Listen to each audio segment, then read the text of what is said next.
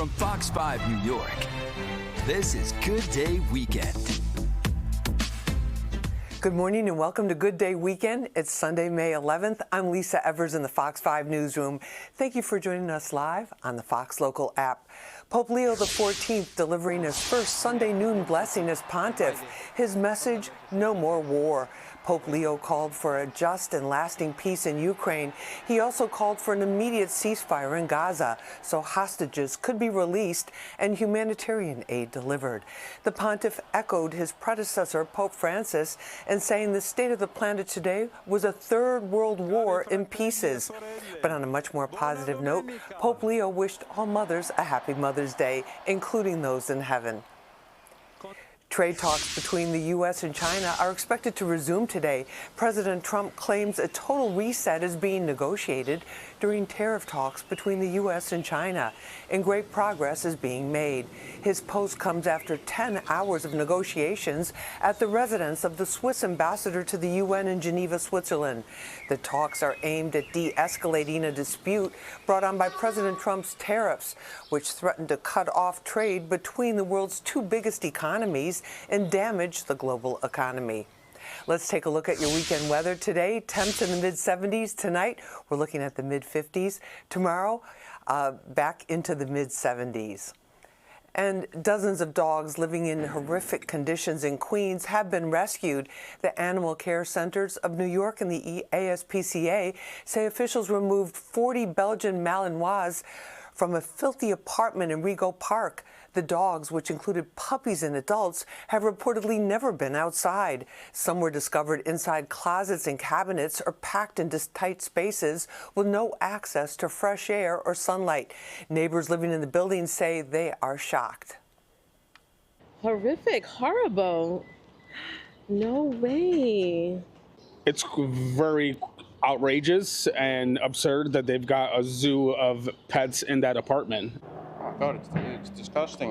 It's horrible that somebody could treat such poor innocent animals like that. The owner hasn't been publicly named. A criminal investigation is underway. Officials say it will take time before the dogs are ready for adoption because of how deeply they've been traumatized. A well-known landmark gone in the blink of an eye. Residents in Mahwah held a celebration for the Sheridan Crossroads Hotel as the building was brought to the ground. Fox 5's Robert Moses shows us why many feel emotional about the loss of this location. As the sun rose on Mahwah, New Jersey, it was about to set on the Sheraton that for decades served as a landmark. Demolition Day had arrived, and the 22-story hotel, which opened in 1986 and closed in 2023, was enjoying its last minutes of existence.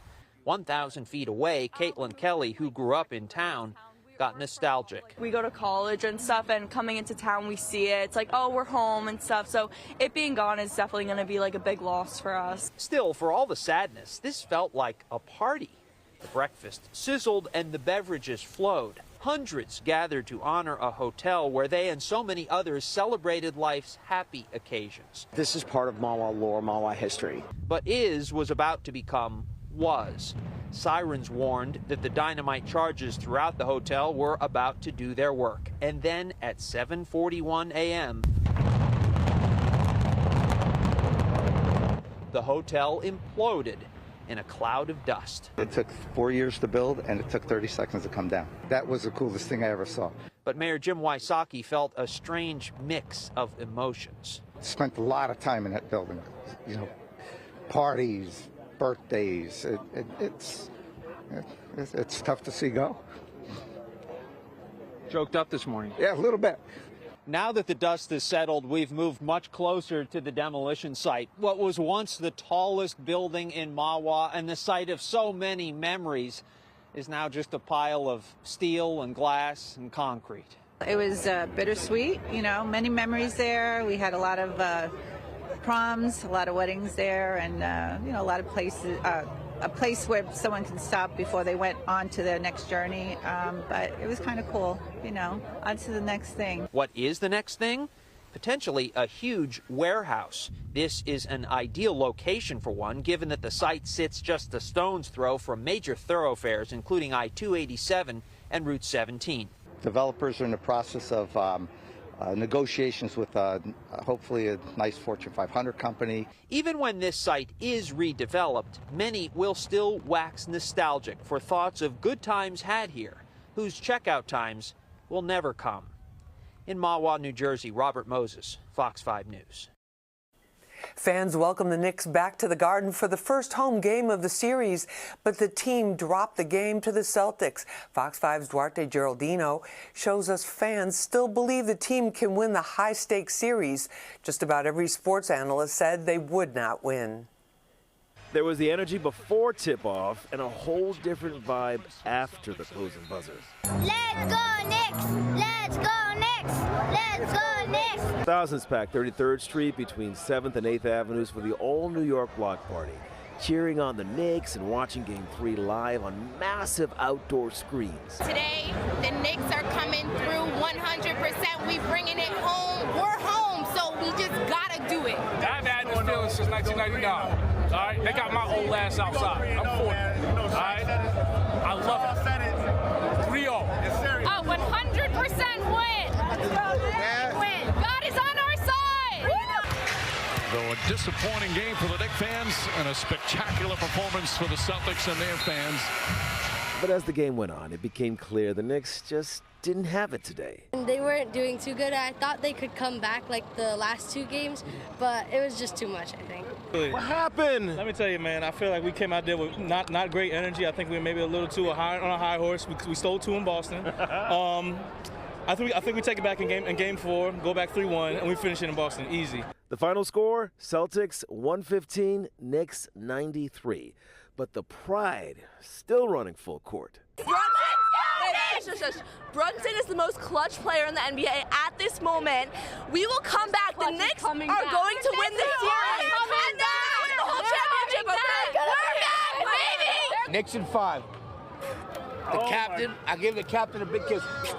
Hey man, Knicks in 5. Their garden is our garden, so we good. Game 4 is Monday night, same court, same crowd, outside Madison Square Garden. Duarte Geraldino, Fox 5 News.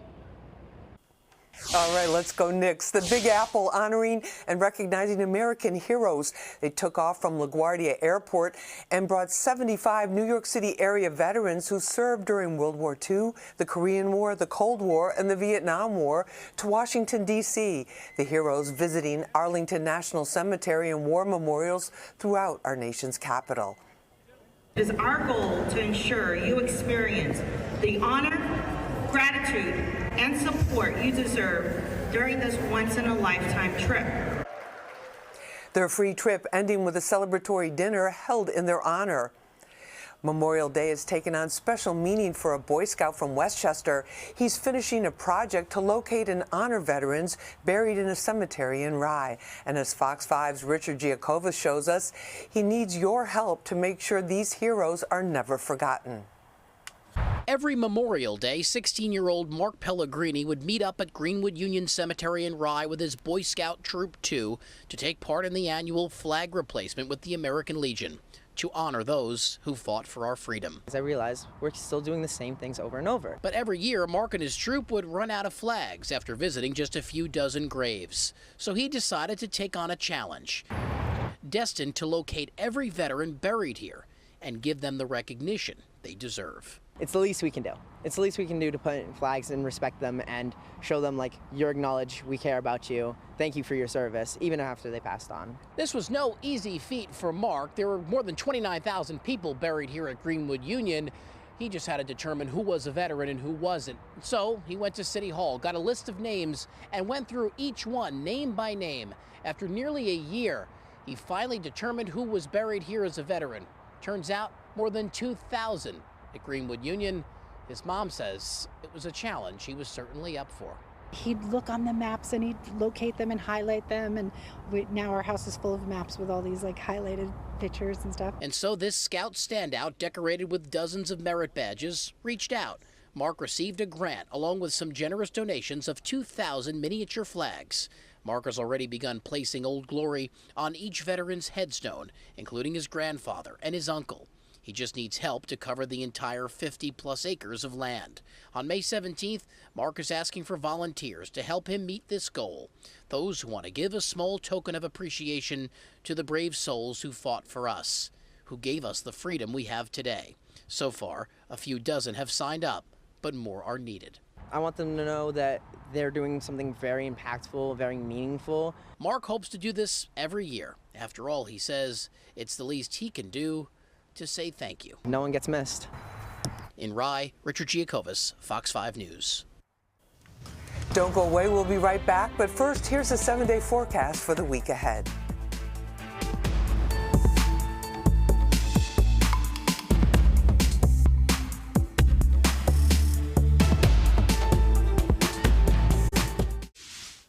It's a viral social media account with hundreds of thousands of followers. We're talking about the Long Island Wise Guy. The person behind this viral page has kept his identity a secret, not even telling his own family. But he agreed to sit down with Fox 5's Jody Goldberg for an interview you won't see anywhere else.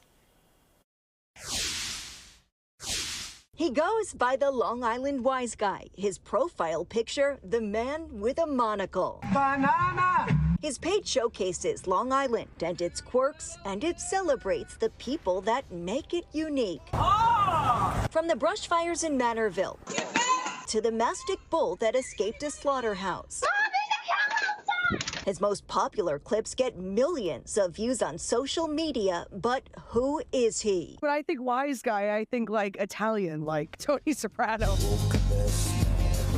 It's probably just a random young guy from Long Island. I have no idea. You could walk by or live next to him and never know. I'm a father with little kids. The mystery surrounding the identity of the Wise Guy has been the talk of Long Island for years, until now, well, kind of. He agreed to an interview if we shot him in silhouette and modified his voice. He shares with me how he got started. This interesting life that I was observing on Long Island, nobody was speaking to it. 7 years ago when he started the page, he never expected to stay anonymous. And now with the exception of his wife and a select few, those who think they know him actually don't. My mother does not know. She's not going to be happy about that. People would DM me all the time. Like, oh my God, it's Tommy. They thought they knew me. Like, I would remind them of somebody they went to high school with. And then it just kind of became this joke. And I was just, let's just keep this mystique going. So to all of my friends who are not going to be happy when they find out that I'm running this, don't be insulted. The Wise Guy, a Long Island native, stops short of sharing where he grew up or how old he is. But he does tell me he could get anywhere from a few dozen to hundreds of satirical videos and content every day. If the ground shakes, my inbox explodes. I will get so many submissions that my DM won't even function properly. From traffic to mass transit, Wise Guy highlights silly surveillance, heroic rescues, and reckless maneuvers. Train. But that's not all. You'll also find bloopers and memes. He gets paid but says it doesn't feel like work. This is one of his favorite posts. That's fake.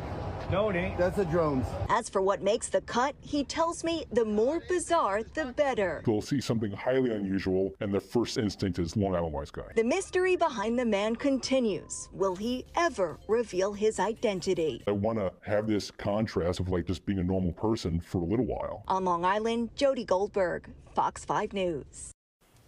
We'll be right back with a look at what you missed this week on Good Day New York. But first, let's take a look at the weather for the week ahead.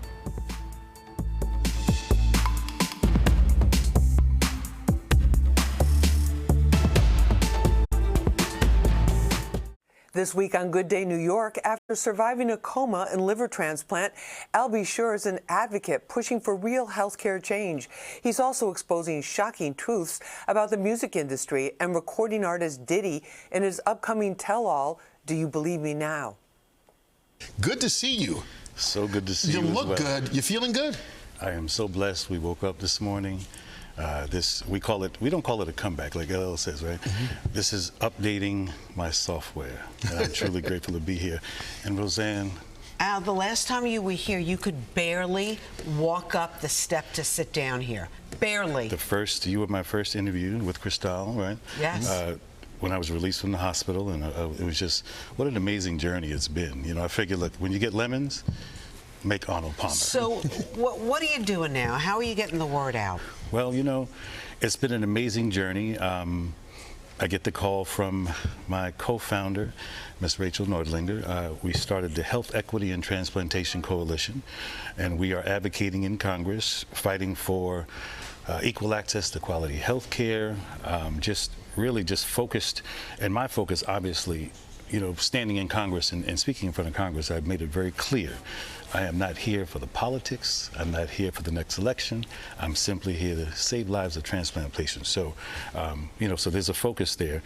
We've had some success in Congress related to having people come across the aisle, because I made that clear. So this is a real life mission. There's no marketing in my life. Roseanne, this is the best time of my life. You look good. This is not, you know, there's no hustle, there's no marketing, I'm living my truth, and it's time.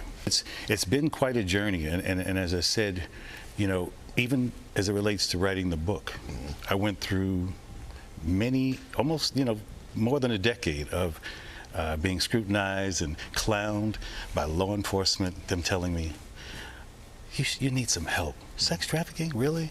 What's wrong with you? No way, you know, not realizing that they were also working for the situation. Because you were hinting, saying, posting. Yeah. I get calls, take it down or else, so on and so forth. But this is about Diddy, so let's be clear for everybody that doesn't know. Diddy, who's about to, his trial's about to start. Yeah, yes. They're selecting a jury. But you were on this train years ago. Yes, many, many years ago. I posted some information that was, you know, basically trying to save my life. And thank goodness to my ex, you know, the wonderful Kim Porter, the late Kim Porter, who, you know, kind of warned me all along the way to, you know, just kind of watch your back, so on and so forth, and I didn't understand why. Because of Diddy? Basically. Do you believe that she died of pneumonia? Absolutely not. Why? What evidence do you have? She was in the best of health. We just saw each other prior to her passing. We were actually celebrating our son's new Netflix Christmas special, and she was doing just fine. You know, there's no one person that's in charge, but this level and this magnitude of a story, of detriment, of diabolical, you know, just heinous, you know, whatever's really going on, it's unfortunate. Is Diddy suing you or threatening to sue you? No. No? I have the truth. But one thing is, you have volunteered to testify at the trial, correct? Not as of yet. Actually, I was subpoenaed. Okay. So my attorneys worked something out. So I believe when the time is right, you know, I'm going to discuss it with my attorneys. But you're willing to? Oh, absolutely. Absolutely, I am. You know, and again, there's no, like I said, this is not marketing for me. I'm living this life. And the only reason I wanted to tell the story, Kurt, was very specifically because I was ignored. There was the most expensive PR campaign against me to shut me down. If you actually knew what they did to me, there was a bounty on my head. There was a bunch of stuff. So do you think specifically then that Sean Diddy Combs or people affiliated with him did something to you that caused you to have multi-organ failure? I believe this to be the case, yes. We'll be right back with a look at what you missed this week on Good Night New York. But first, let's look at the weather for the week ahead.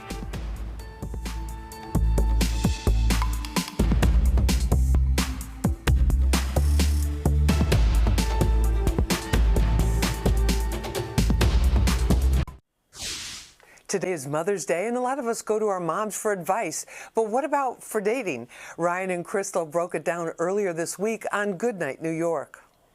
According to the study by the dating app Hilly, 46% of Gen Z women and 35% of Gen Z men say that their mother's approval is a major factor when choosing a partner. Meanwhile, 32% of millennials wouldn't date someone that their mother doesn't like. Okay, this is interesting. I'm just going to go out and say one time I was dating a girl who was a little bit older than me. Yes. And she met my mom. Yes. The next day, this woman calls me and she says, I don't think your mother likes me. And I said, why is that? And she says, well, she pretty much told me that. And I was like, oh, well, that's one way. Thanks, Mom. I appreciate it. I guess that's not going anywhere. Ooh. So sometimes moms just step in and take care of business for you. But wait, did you want your mom to say that? Were you kind of not really feeling her? No, I was like 21. She was a little bit older than that. What's a little bit older though? 30. Okay, So as a 21-year-old, no, I was if I were your mom, I would have been like, stay away from my 21-year-old all right, son. well, He ain't I ready get for all it. that I get yet. it. But at the Step time, back. I mean, in my shoes, I was I know. feeling it. Well, But- your mother's killing your game. Right. I mean, I'm like, Mom, why you got to block this whole situation here? And then another time, but like, let's rewind a little bit. Yeah. Back in the day, my mom would try. She was a bank teller. Yeah, so yeah. she would try to set me up with people, right? Oh, Lord. So she would be With like, money, though? Maybe? No. I didn't see any of the Darn. money. But Okay. she'd be like, Ryan, I found a really sweet girl for you. Oh, so Lord. I would, I went out to dinner with one of them once, right? And Oh, so I Lord. show up. I'm like, Mom, she's got like 2 kids, and I'm like 17, Mom. What are you doing? Like, who are you setting me up here with? So my advice, Maybe Mom. she had a lot of money in the bank, though. Your mother was like, ooh, Maybe I missed the girl. boat, right? Okay. I should have paid attention to Mom there. But yeah, I mean, it is interesting how parents can get involved in that kind of stuff. But specifically with Gen Z, it seems like they're more connected with Mom than some of the older generations. What's your take on all this? I don't know. I feel like I'm surprised. I Yeah. would think Gen Z is a little bit more independent. Right. But they are kind of, I don't know, entitled. I guess that doesn't have anything to do with independence. Yeah. I'm just shocked. Okay. I'm You're stunned. flabbergasted. I am. That's okay. Flummoxed. Which doesn't happen often here on the show. So the next part of the question is, at what age did you start talking to your mom about your dating life? I don't remember because I was in college at 16. Yeah. And so I was dating at 16 Okay, in wait. college. Rewind. Okay, so you were in college at 16, so Yeah, you're yeah. a super genius. Well, I need to remain humble. No big deal. Okay, so you were 16 in so I was that's kind of almost weird. 15 in college. Right, so you're dating that's kids in even- high school while you're in college? No, I remember going at 16 and feeling like everyone else was so much older than me. Right. And so there was someone who was 19 who liked me, and I was a little like, I don't know if I should do this. Right. But I kind of figured a lot out on my own because did. I was already out of the house. Right. So there was no mom going, do this, don't do that. Mhm. I just had to use that good foundation. That's right. And I was a good girl. I'm sure. Yes. I'm sure. Wait, you see how I said was. No. Was. Yeah. What happened? What happened was. We'll be right back with this morning's top stories, but first, here's a look at your 7-day forecast for the week ahead.